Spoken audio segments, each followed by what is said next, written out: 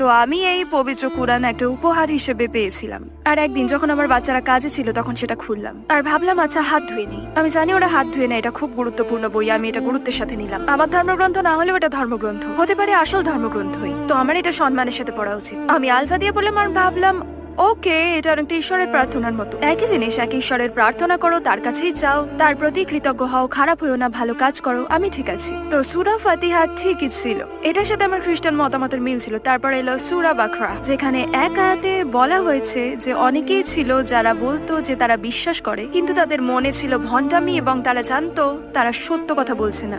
আর আল্লাহ মিথ্যাবাদীদের অপছন্দ করে, মানে এটা আসলে আমার কপটতাকে ধরিয়ে দিচ্ছিল। আর আমায় বলছিল যে আমি জাহান্নামে যাব, কারণ আমি ঈশ্বরে বিশ্বাস করতাম কিন্তু এই ব্যাপারে কিছুই করতাম না। আমি খারাপ সিদ্ধান্ত নিচ্ছিলাম, ভালো মানুষ হয়েছিলাম না, উপাসনা করতাম না, এই ব্যাপারে মাথা ঘামাতাম না, মিথ্যা কথা বলতাম। আমি কুরআন বন্ধ করলাম আর ভাবলাম ও মাই গড, আমি জাহান্নাম